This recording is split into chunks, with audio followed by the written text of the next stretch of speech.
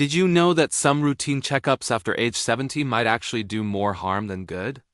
It's a side of healthcare that often goes unspoken. Every year, millions of seniors undergo tests, believing they're protecting their health. But new research shows that up to 40% of these screenings can lead to false positives, unnecessary treatments, and side effects that outweigh any real benefits. A 2024 analysis in JAMA, Internal Medicine even found that over 40% of older adults get tests that don't align with evidence-based guidelines. This can spark a chain reaction of more interventions, raising hospitalization risks by up to 10%. Many of these tests just detect normal, age-related changes, but they still prompt actions that can diminish your quality of life.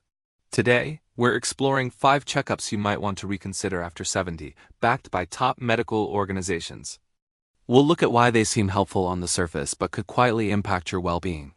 Let's start with number 5, bone density scans, also known as DEXA scans. These quick, painless tests measure bone strength to spot osteoporosis. It sounds smart and preventive, but for many over 70 without symptoms like recent falls, the scan can create more worry than protection. As we age, bone loss is natural, just like our skin losing elasticity.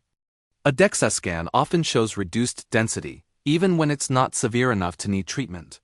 The U.S. Preventive Services Task Force gives screening a B grade for women 65 and older, meaning there's a moderate benefit. But for men over 70, the evidence is insufficient, earning an I grade because there's no clear proof that routine screening reduces fractures. A study in the Journal of the American Geriatric Society found that medications often prescribed after a scan, like bisphosphonates, only cut fracture risk by a tiny 0.3% over 5 years. That's a slim margin, especially when you consider the side effects. Digestive issues, esophageal inflammation, and even rare but serious problems like osteonecrosis of the jaw. In fact, research shows that for asymptomatic seniors, up to 20% of users experience digestive problems from these drugs. Imagine a 76-year-old active retiree who gets a routine DEXA scan showing mild bone loss. Her doctor puts her on a medication that leads to severe reflux, disrupting her daily walks and social life. After stopping the medication and focusing on natural approaches, she regains her vitality. Instead of routine scans, evidence points to lifestyle strategies.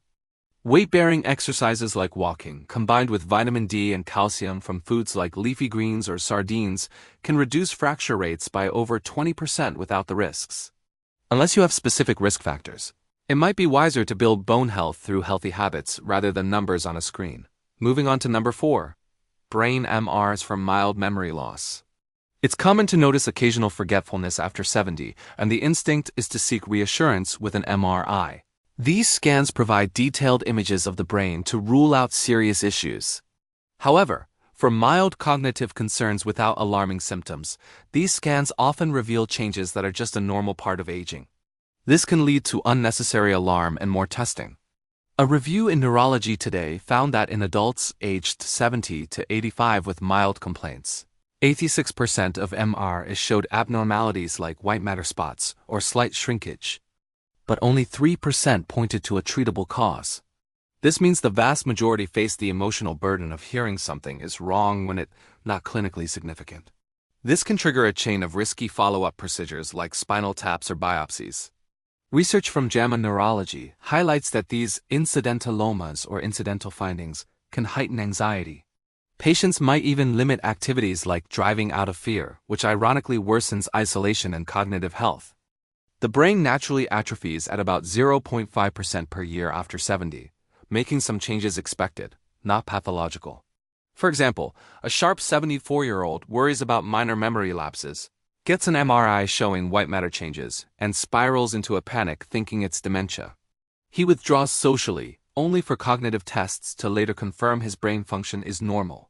Guidelines from the American Academy of Neurology suggest starting with simple, non-invasive cognitive assessments first. These tools can often stabilize mild issues through lifestyle tweaks like better sleep, hydration, and mental exercises. It's best to avoid jumping to an MRI unless there's a rapid decline, seizures, or major personality shifts. Next up, at number 3, we have cardiac stress tests. These are often ordered for seniors over 70 who report vague symptoms like mild fatigue. The test monitors how your heart responds to exercise to detect blocked arteries. But for those without clear signs of heart disease, the test has a high false positive rate up to 40% in this age group, according to Harvard Health. This can lead to a harmful domino effect of invasive follow-ups.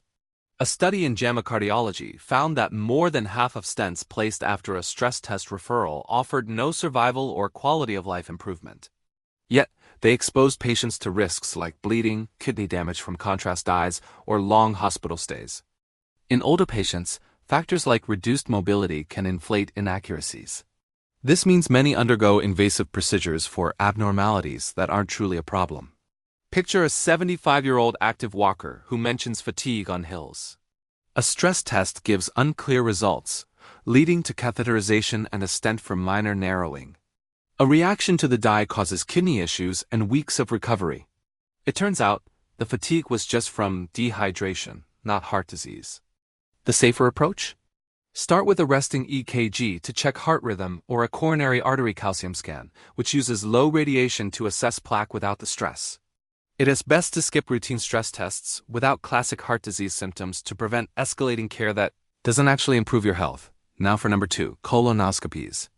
This procedure, which inspects the colon for polyps or cancer, becomes more selective after age 75. Yet, it's often pushed routinely despite rising risks. The U.S. Preventive Services Task Force gives it a C grade for ages 76 to 85, meaning the benefit is small and doctors should make decisions on a case-by-case basis. After 85, there's no recommendation due to a lack of evidence. A JAMA internal medicine study of 1.3 million Medicare patients over 70 showed that colonoscopies save just 2 lives per 1,000 procedures, but cause serious complications in 20. These can include perforation, bleeding, or dehydration from the harsh PrEP laxatives. The risks climb with age, and sedation can trigger heart rhythm issues or cognitive fog. The benefits are significant for people who have never been screened. But for those with a history of clean tests, repeating them offers diminishing returns as polyps grow very slowly. Consider a 73-year-old with no symptoms or family history who undergoes a screening that was urged upon them. A polyp removal leads to a perforation, hospitalization, and lingering weakness, all of which could have been avoided since their prior checks were clear. For adults in good health between 76 and 85 who have been regularly screened, very few life years are gained by continuing. A great non-invasive alternative is the fecal immunochemical test, or FIT, which you can do annually at home without any prep or sedation. It's best to reserve colonoscopies for when you have actual symptoms, like blood in the stool or unexplained changes in bowel habits. And finally, the number one health checkup you should probably avoid after age 70. The full-body CT scan. These are often marketed in those fancy executive health packages as the ultimate preventive tool, giving you a complete look inside your body to catch diseases early. But here's the catch, and it's a big one: radiation. A single full-body CT scan delivers a massive dose of radiation, about 10 to 20 millisieverts.